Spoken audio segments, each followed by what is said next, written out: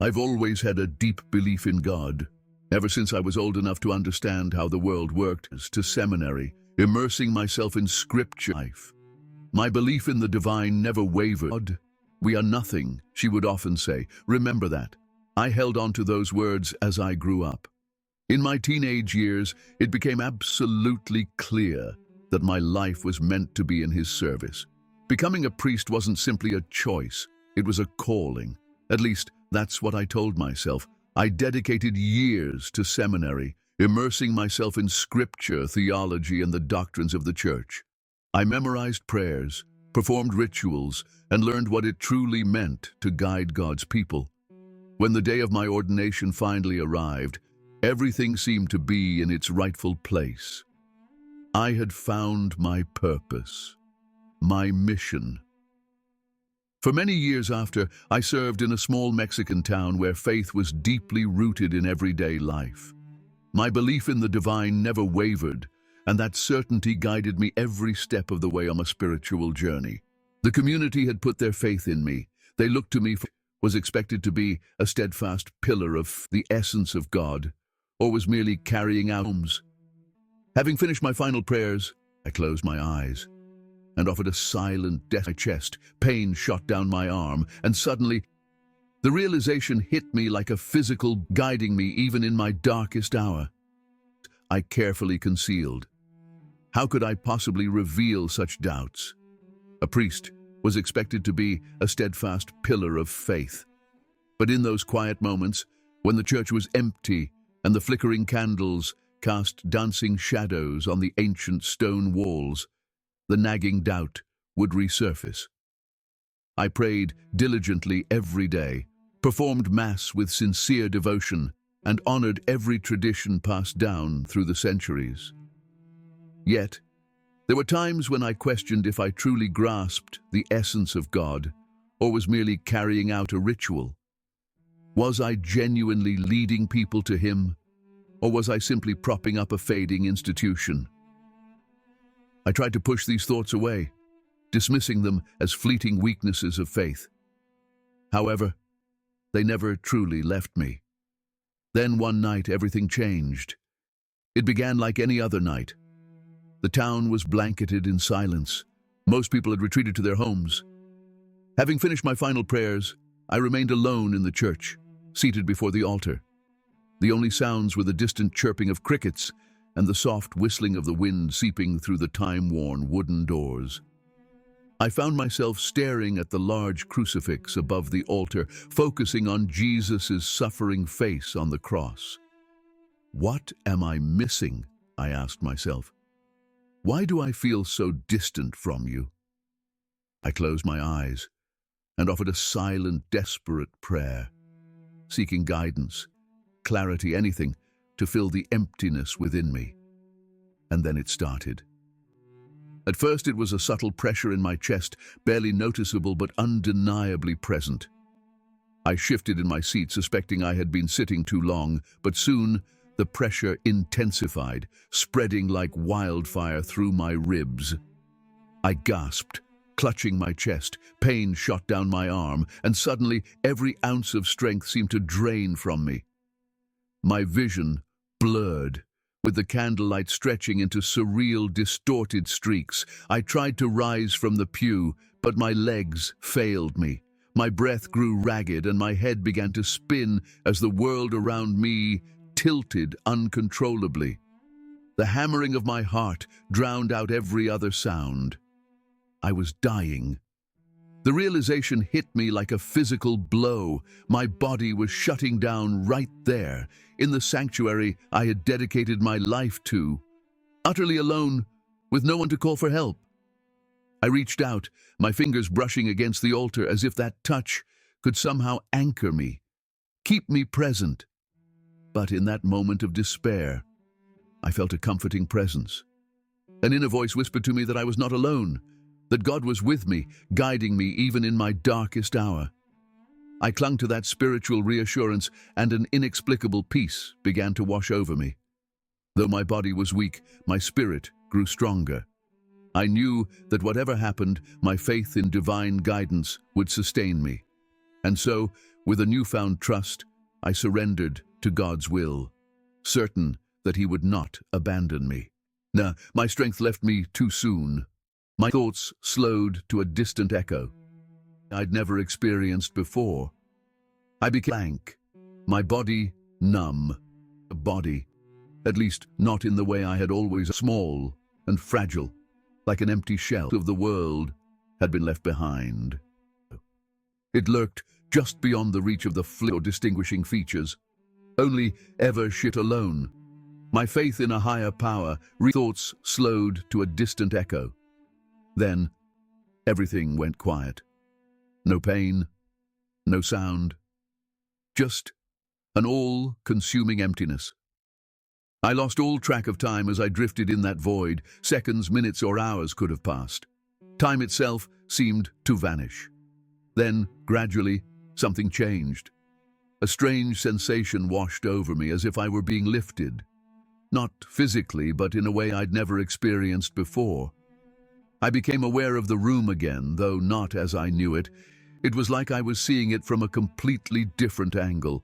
And then I saw myself, lying motionless on the floor, my own lifeless body below me. I was no longer contained within it. In that moment, I realized I had died, the moment when everything went black. I had imagined that would be the end. My mind blank, my body numb, as if all the weight, the pain, and the turmoil of life had vanished in an instant. Yet what followed was beyond anything I could have foreseen. At first, I felt a gentle sensation, like being suspended under water, weightless and detached. Slowly, the darkness surrounding me began to shift, giving way to something entirely new. I no longer possessed a body, at least not in the way I had always understood it. Yet, I could feel myself moving, ascending. The sensation was singular, as if an invisible force was drawing me upwards. I didn't resist. I'm not even sure I could have. And then, I saw myself again. I was there, sprawled on the cold tile floor of the church, utterly still. My body seemed small and fragile, like an empty shell.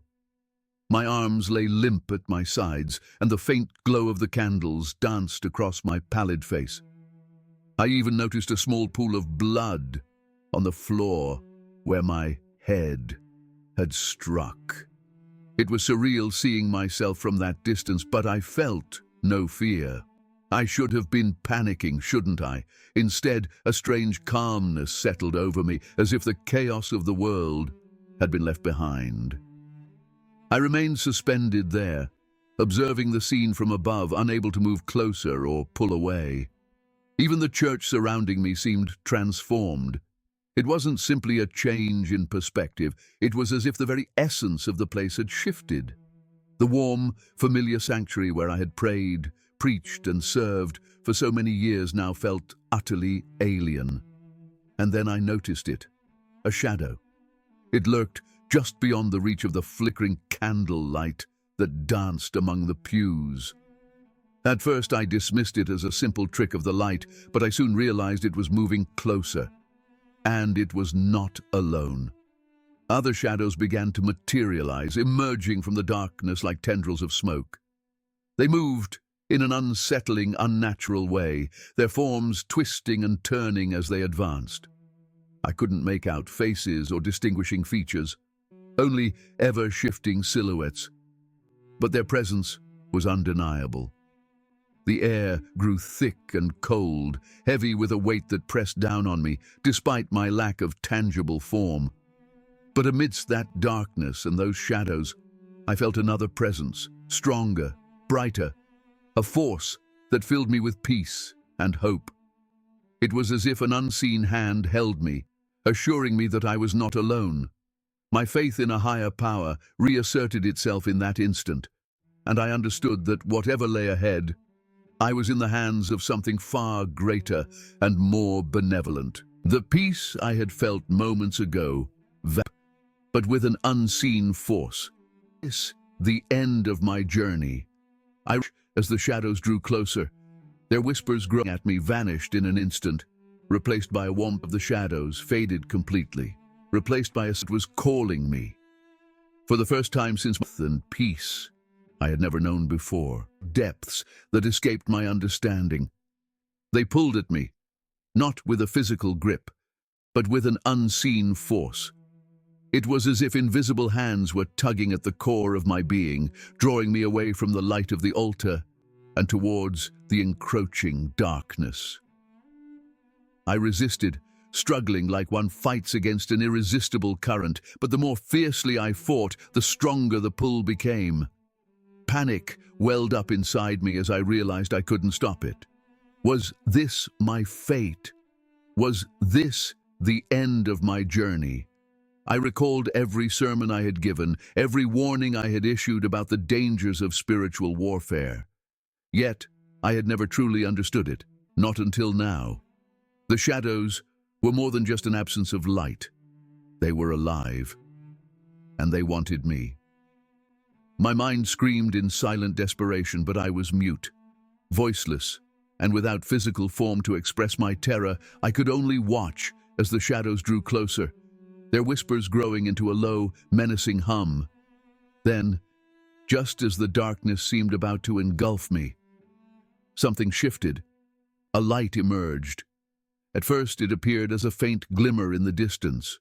Slowly, it intensified, slicing through the shadows like a sharp blade. The darkness recoiled, and the shadows hissed and retreated as the light spread.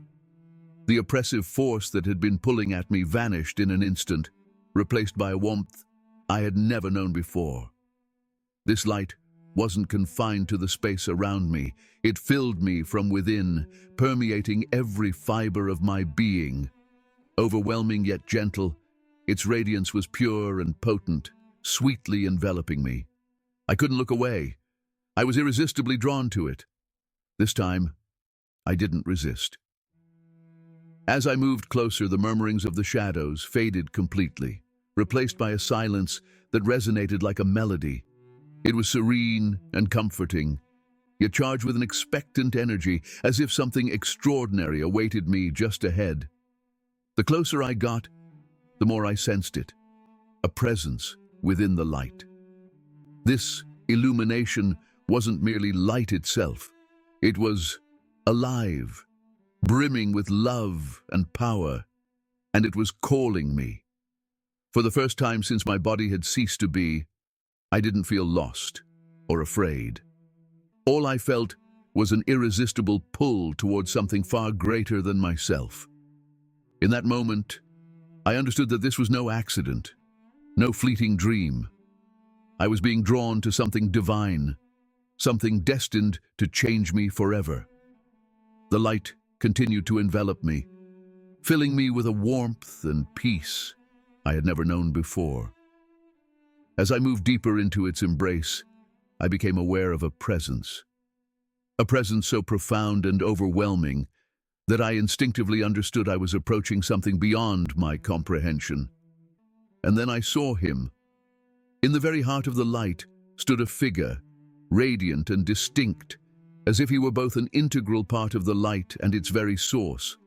His features were unmistakable, yet held depths that escaped my understanding. His face radiated love and compassion, yet from it emanated an undeniable power, a silent authority that made everything else seem insignificant. All movement ceased, if such a thing could even be defined as movement. I was speechless. Javier, speechless. What could I say? "Served me," he said, his tone both gentle and firm. Terrifying. I had never truly known him.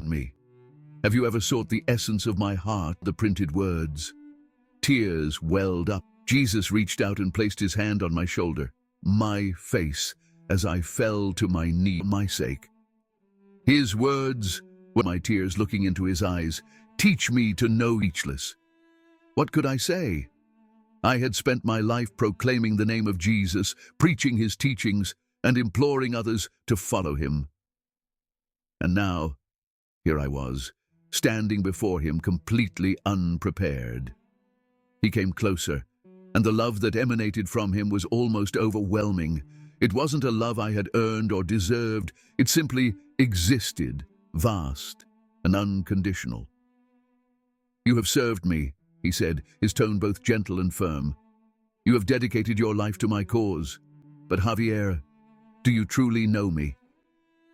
His question hit me like a bolt of lightning. My mind raced desperately for an answer. Of course I knew him, didn't I? I had spent decades studying the scriptures, celebrating Mass, and teaching others about his life and sacrifice. Yet there, face to face with Jesus, I realized something terrifying. I had never truly known him.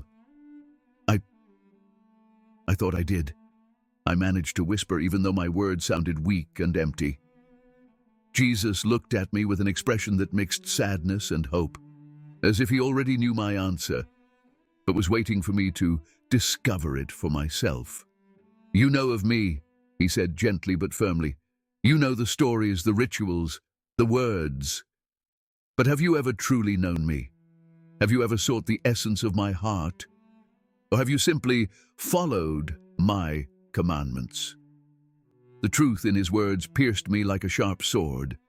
I had spent my life taking refuge in the rituals, structure, and traditions of the church, measuring my faith by the rigidity with which I adhered to its rules and precepts. But had I ever sought a relationship with him? Had I ever opened my heart to truly know him beyond the printed words? Tears welled up in my eyes as the enormity of it all washed over me. I remembered every sermon I had given, every piece of advice I had offered, every time I had urged others to put their faith in Jesus, while I myself had been too afraid to do the same. "I don't know," I whispered, my voice trembling. "I thought I was doing what you wanted. I thought I was serving you." Jesus reached out and placed his hand on my shoulder, and the warmth of his touch filled me with comfort and conviction. "You have done many good things, Javier," he said, "but faith is not defined solely by your actions. It's about who you are with me. It's about truly knowing me, loving me, and letting that love guide every part of your life." I could no longer hold back the tears. They streamed down my face as I fell to my knees before him. "I'm sorry," I said, my voice breaking. "I thought it was enough. I thought I was doing enough. But now I understand. I understand that I was missing the most important thing." Jesus knelt beside me, his face close to mine, his eyes filled only with love. "It's not too late, Javier," he said. "You can know me. You can still walk with me, not just for my sake." His words were like a lifeline, pulling me out of the depths of despair into which I had sunk. For the first time, I understood the difference between the faith I had been practicing and the faith he was inviting me to embrace. It wasn't about the rituals, the structure, or the title I held as a priest. It was about him. "Teach me," I pleaded through my tears, looking into his eyes. "Teach me to know you." Jesus smiled, and in that moment, the light that surrounded us seemed to shine even brighter. "This is just the beginning, Javier," he said. His presence was unmistakable. I felt like he was my own life, like I was looking through a clear window. At the time, I had felt a surge again. I saw myself searching for something deeper, something real. I had allowed them to become the focus of my ministry, speechless. The undeniable truth of me, and who love one another. It is a family overcome with grief. I saw my aim, or at the transformative, "I am not condemning you. I know it would change me to my core." "Javier," he continued, his voice gentle but firm, "you've spent your life serving me. But there's a deeper truth you need to understand." Before I could even respond, the light shifted again. Suddenly I wasn't surrounded by its warmth anymore. Instead, I found myself watching scenes from my own life, like I was looking through a clear window. These weren't just memories, they were snapshots of my work as a priest. Moments when I believed I was truly doing God's work. But now, seeing them through his eyes, I noticed things I had missed before. In one vision, I saw myself blessing a family's new home. The mother held her baby close, her eyes full of gratitude, as I sprinkled holy water and prayed for them. At the time, I had felt a surge of pride, convinced I was inviting God's presence into their lives. However, as I watched, I realized I had rushed that blessing, distracted by the next appointment on my schedule. I hadn't taken the time to truly listen to them, to understand their hidden fears or their unspoken hopes. I had performed the ritual mechanically without being fully present. Then, the scene changed again. I saw myself delivering a sermon in a crowded church. I had spoken passionately about the importance of faith and obedience, confident that my words were inspiring the congregation to follow God. But as I watched, I started to notice faces in the crowd I had overlooked before. Faces etched with doubt, with pain, with longing. They weren't just there for the rituals or the rules. They were searching for something deeper, something real, and I had missed it. I had never truly met them where they were. Tears welled up in my eyes as more scenes unfolded. Over and over, I witnessed moments where I had focused on the outward traditions of the church, neglecting the inner, deeper needs of those I was called to serve. It wasn't that the rituals were wrong in themselves, they had their rightful place. But I had allowed them to become the focus of my ministry, instead of keeping Jesus at the center. "Do you see it now, Javier?" Jesus asked, his voice cutting through the heavy tide of my emotions. Faith is not measured by the actions you perform. It is defined by the love you embody. Rituals are meant to lead you to me, but too often they become the destination instead of the path. I could only nod silently, speechless. The undeniable truth of his words struck me deeply. For so long, I had believed that being a good priest meant strictly following the rules, performing ceremonies, and upholding the church's traditions. But now, I recognized how shallow that understanding had been. Jesus continued, "The church is not simply an institution, Javier. It is my body. It is the people who seek me, who love me, and who love one another. It is not made of stone or wood, but of hearts open to my grace." As he spoke, the visions shifted once more. This time I saw moments where I genuinely embodied his love without even realizing it. I saw myself sitting beside an elderly woman who had just lost her husband, holding her hand tenderly as she wept. I saw myself administering last rites to a young man in the hospital, surrounded by a family overcome with grief. I saw myself helping a poor farmer repair his roof after a storm, my own hands calloused from honest labor. "These are the moments when you truly knew me," Jesus said. "Not because of what you were doing, but because of how you were loving. These were the moments when your heart was in perfect harmony with mine." I felt overwhelmed by a mixture of awe and shame. Awe at the transformative power of love to illuminate even the darkest moments, and shame for the many times I had allowed the structure of my role to overshadow the essence of my calling.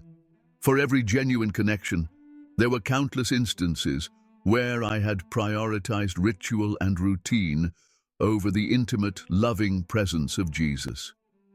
Jesus stepped closer, his eyes filled with compassion. "Javier, I am not condemning you. I know your heart, and I understand the burdens you have carried. Trust in me, and together we will transform your ministry into a true expression of my divine love. Now you see the spiritual truth, and with my grace." The weight of his, I said, my voice trembling with emotion. I want fears and questions that had plagued me for so long. As the radiant light enveloped me, Jesus drew closer, his gaze filled with both love and faith in empty things. I strength that will carry this mission forward, their faces etched with a quiet desperation. On words recited, hymns sung, a young man choosing forgiveness over his words hit me, and I knew there was no going back. I couldn't ignore what he had revealed to me, nor could I forget this spiritual truth. For so long, I had believed that my duty as a priest was to preserve the church, but now I understood it was about something far greater, guiding people to Jesus, helping them to know him as I was beginning to now. I want to choose you, I said, my voice trembling with emotion. I want to know you deeply, to live for you. Jesus smiled, and the light around him seemed to shine even brighter. Then follow me, Javier, and trust that I will guide you every step of the way. As he spoke, a warmth filled my chest, a deep peace and sense of purpose unlike anything I had ever felt before. The doubts, fears, and questions that had plagued me for so long began to fade. They didn't disappear entirely, but they no longer controlled me. That moment marked the beginning of something new, something authentic. The light around us shifted once more, and I sensed that my spiritual journey was far from over. There was still so much to see, so much to understand. Yet for the first time in my life, I wasn't afraid. I was ready. As the radiant light enveloped me, I stood transfixed, overwhelmed by all that I had witnessed. The weight of my life, my decisions, my faith, my doubts, pressed down on me. Yet, amidst that weight, a clarity emerged. I finally understood what I had been missing, and my heart yearned to embrace this spiritual truth forever. Jesus drew closer, his gaze filled with both love and determination. I sensed that something momentous was about to happen, a turning point that would forever alter the course of my life. Javier, he said, his voice firm yet gentle. What you have seen here is not just for you.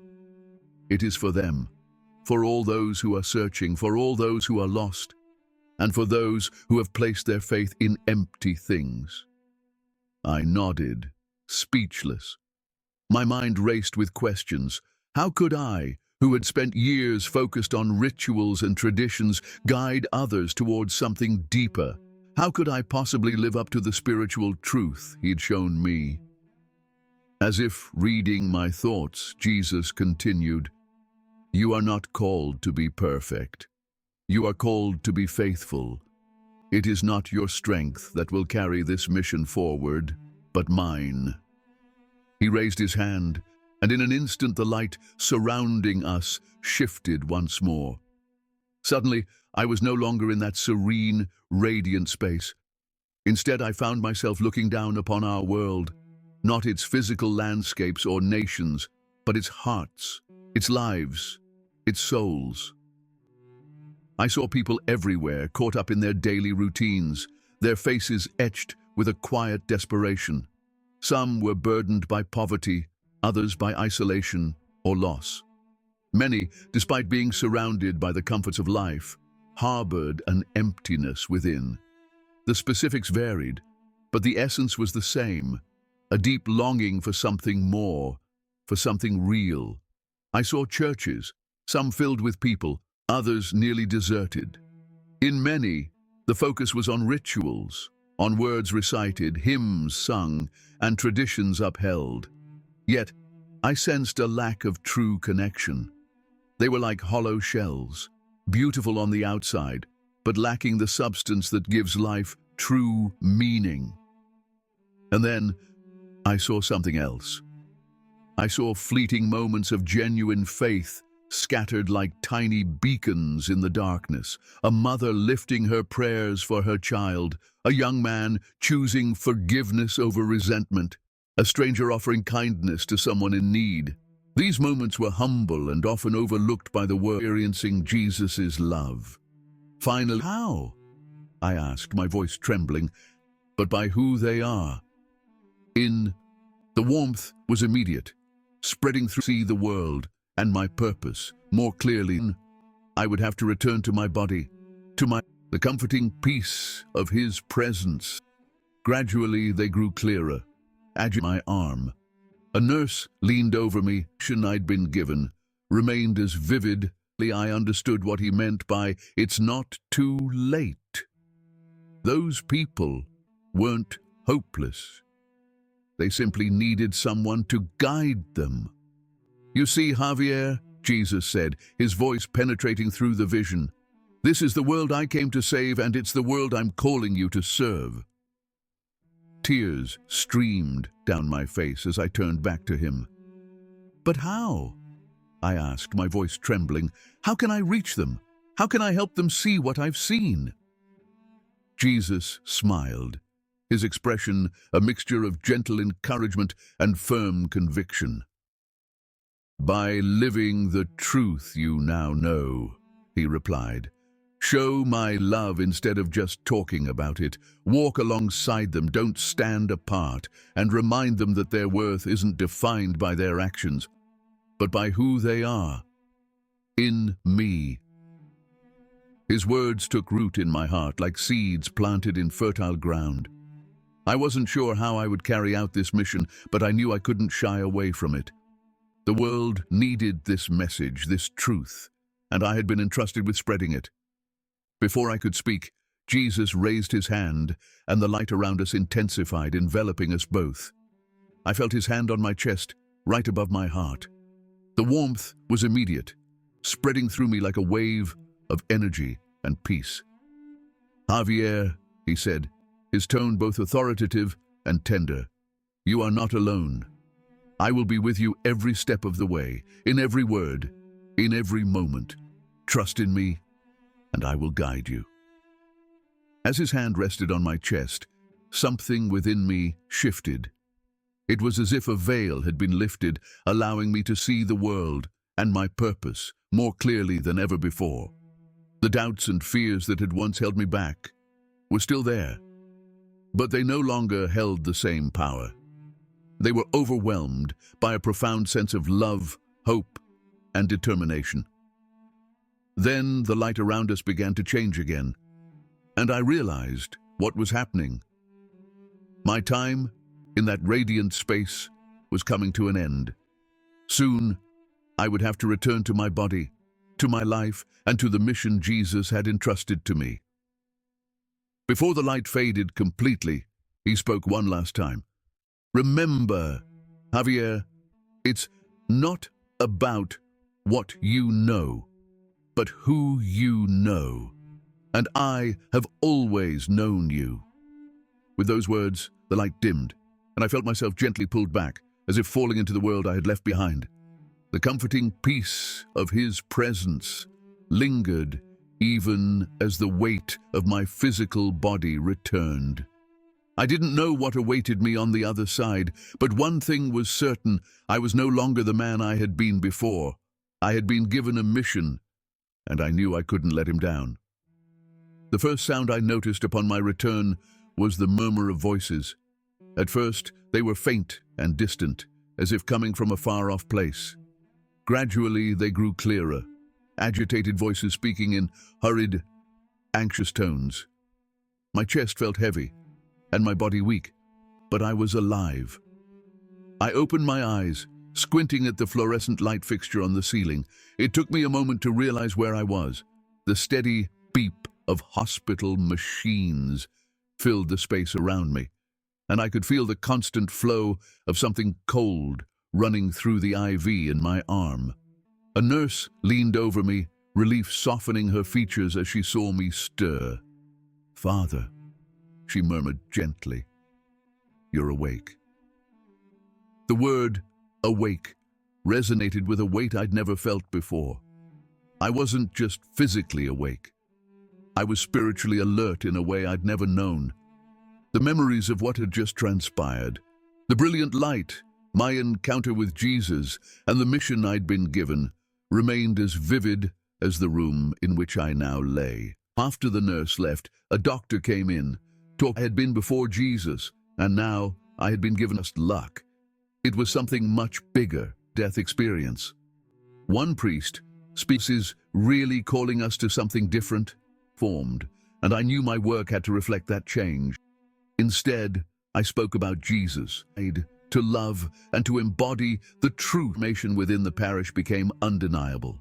Title as a priest or the perfection of my ritual, realized that faith had never been about titles or tradition, and in that moment, I felt his presence again. Just a second chance at life, but a chance to live with real purpose.